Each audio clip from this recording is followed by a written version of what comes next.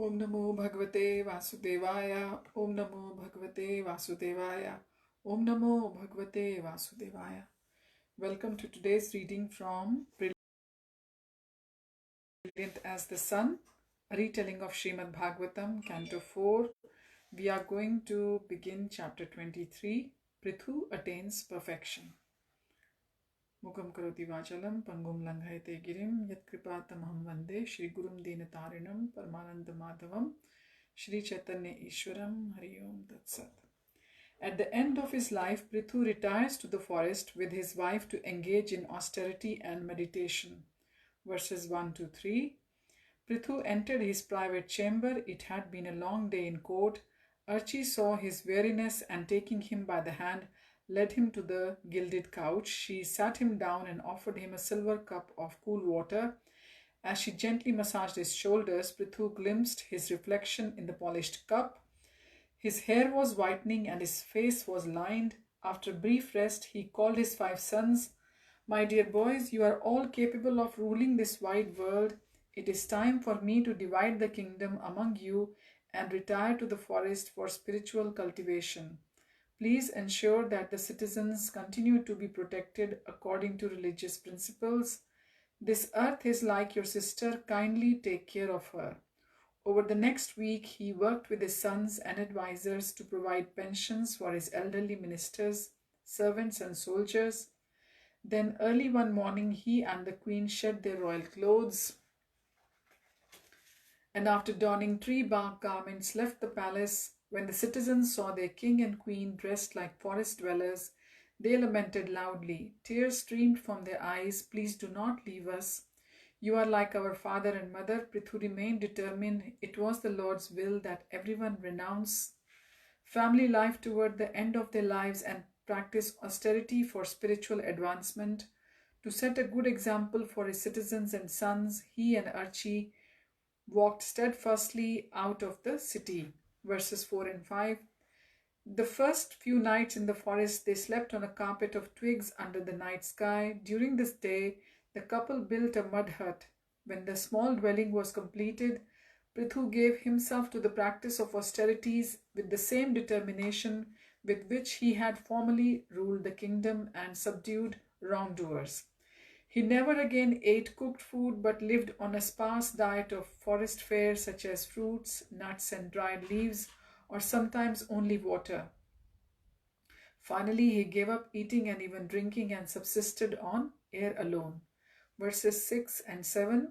Controlling his speech and senses, observing strict celibacy, and practicing breath control, he underwent severe austerities.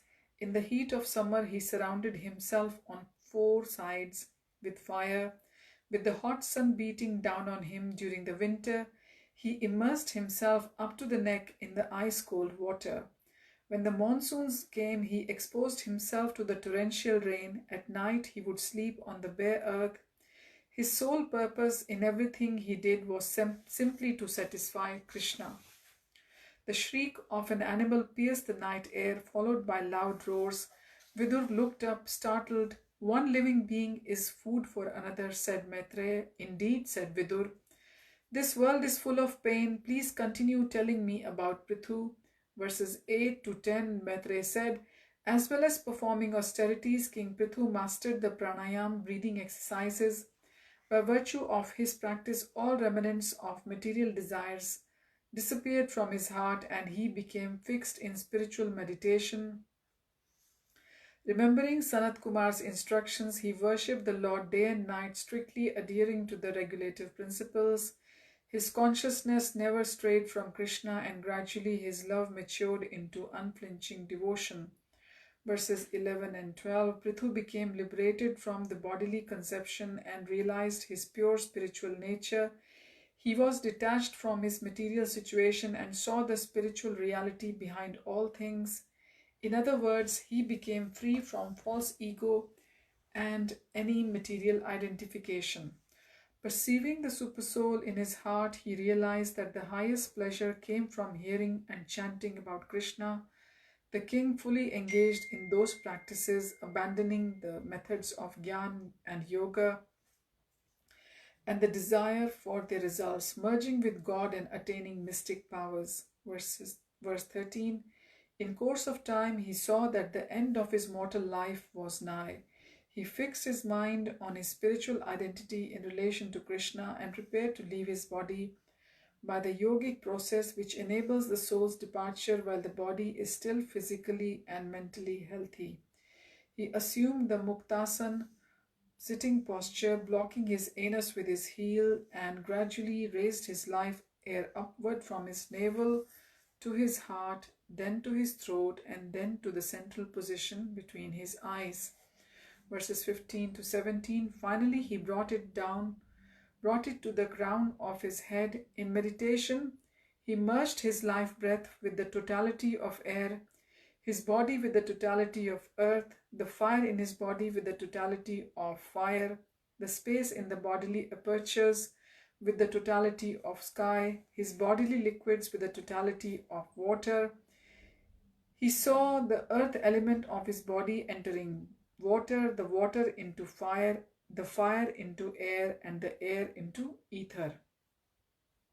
He then saw his mind, senses, and sense objects all systematically merged back with the false ego, and the false ego with the total material energy, Mahat Tattva. Vidur interrupted. It seems that at death the creation process of Prithu's body was reversed. Does this always happen at the time of death, or was it specific to him? Maitreya explained that this only happens when a soul attains liberation. Imagine a mansion with many apartments, which the owner rents out. Each apartment is furnished with various paraphernalia. When a tenant leaves the apartment and mansion, he returns the paraphernalia to its owner. But if he merely moves to a different apartment, he continues to use the paraphernalia.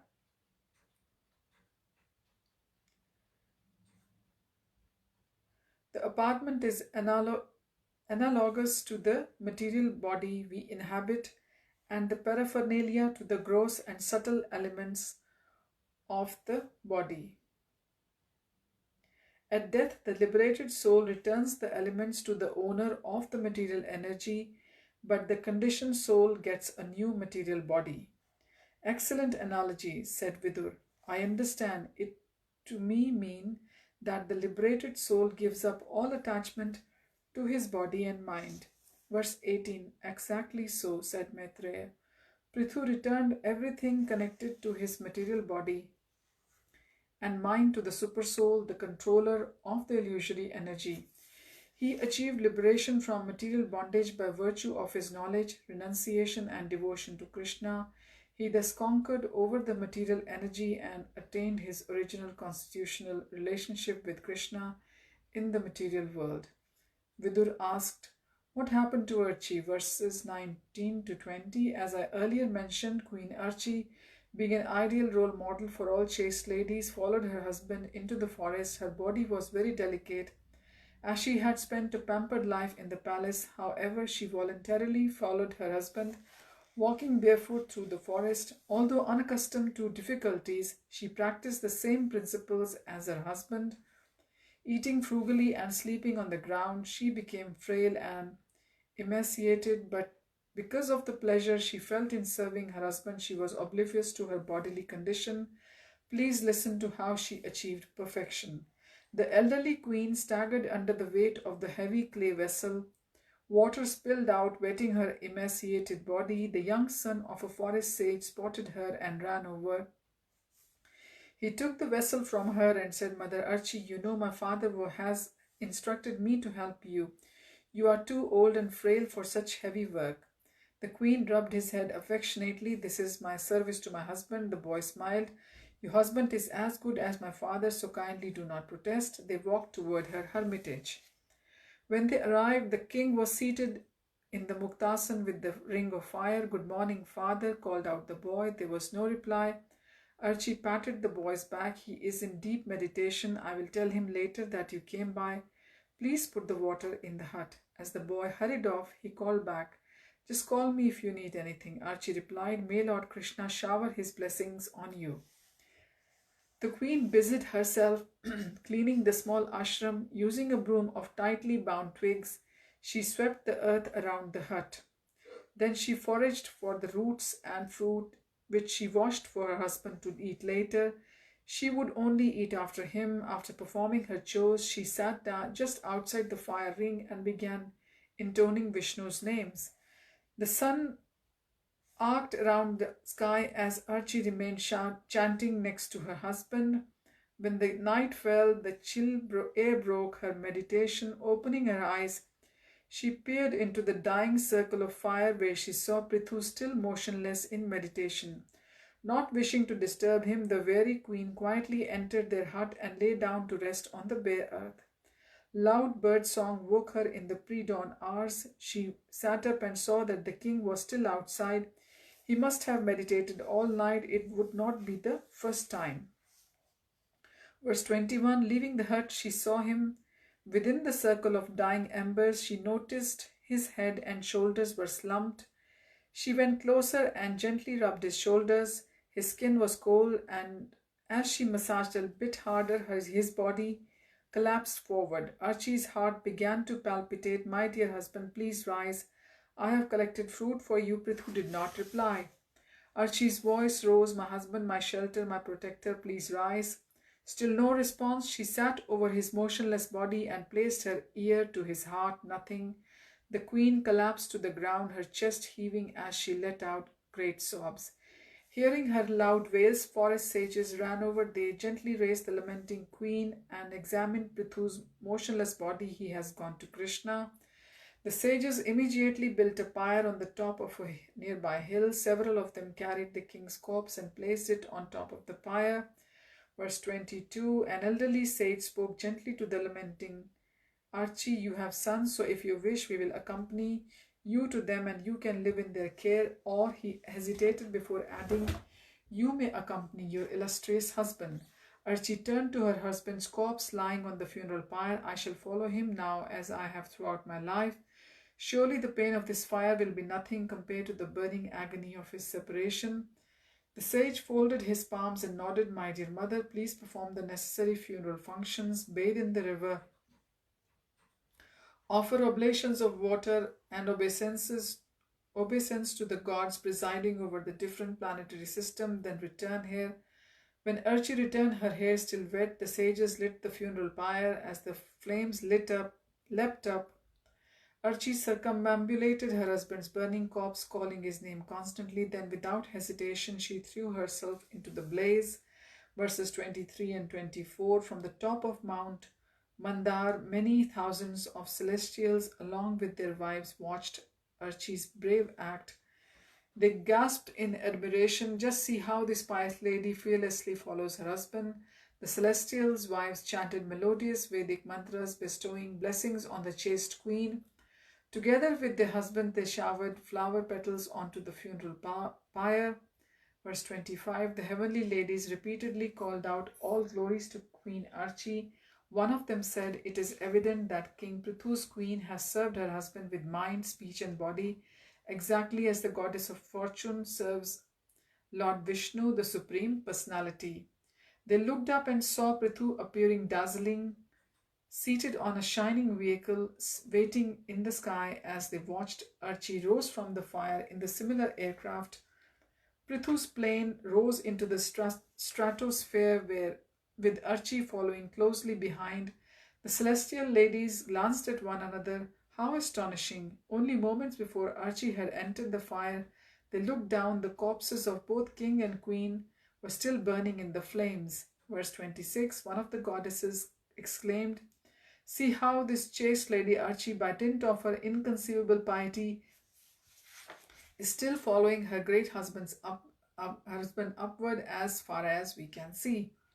Verse 27, another goddess said, what is difficult to achieve for those who use even their short lives to serve Lord Hari? Though humans have only a brief span of life, by such service they can achieve self-realization and return to Krishna's eternal abode. Verse 28, yet another said, oh, how unfortunate are those foolish persons who waste their lives struggling for ephemeral material gain. They simply cheat themselves of a wonderful opportunity to achieve liberation from all miseries. Indeed, such folly amounts to suicide because by losing the opportunity of eternal life, they are repeatedly cast into the cycle of birth and death. Verse 29, as the astonished gods and goddesses looked on, Archie ascended to the topmost spiritual region following the path of her husband. Sitting together in the twilight, Maitreya and Vidur could hear the intermittent hooting of owls. A couple of them swooped overhead as the two men continued their conversation. Vidur said, I feel elated hearing about King Prithu. Is there anything else you can tell me about him? Verses 30 to 32, Maitreya said, I have described him to you as far as possible. He was the greatest devotee, powerful, liberal, magnificent, and magnanimous. Anyone who either hears about or describes his glories with faith and attention or even helps others do so will attain the same spiritual planet as him. Indeed, a Brahmin will achieve all spiritual power, a Kshatriya will become an emperor, a Vaishya will become a leader in his community and a master of countless animals, and a Shudra will become a great devotee simply by hearing Prithu's glories. Wonderful, exclaimed Vidur. He shook his head. How fortunate to have heard Maitreya's account of Prithu. Are there any other benefits? He asked, verses 33 to 36. Many, said Maitreya. Anyone, man or woman, who hears this narration with respect will be endowed with children if they have none, and will become the richest person if they are without wealth. One who hears it 3 times will attain great fame, and even if illiterate will become a great scholar. Indeed, hearing about Prithu drives away all inauspiciousness. It counteracts the malefic influence of Kali Yuga and bestows fame, long life, and promotion to heaven.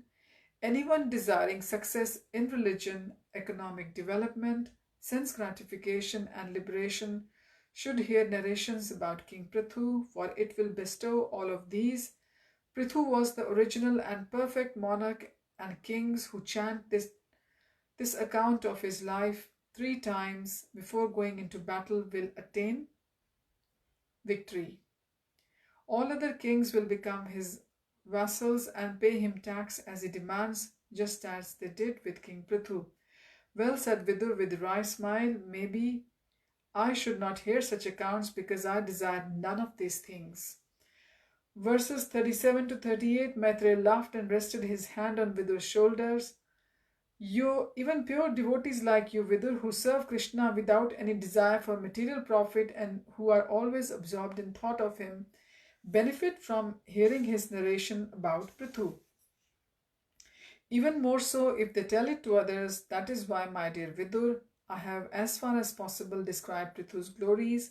This narration enriches one's devotional attitude. As I said, anyone can attain the same spiritual planet as Prithu. Verse 39, know for certain that whoever, with great reverence and adoration, regularly reads, chants, and describes the history of Prithu's activities will attain unflinching faith and attraction for Krishna's lotus feet, which are the only suitable boat for crossing the ocean of material existence. And this brings us to the end of this chapter. Prithu attains perfection. Next time we will read from chapter 24. The Prachetas meet Lord Shiva. Thank you for joining. I wish you all blissful week ahead. Hare Tat Sat. Hare Krishna.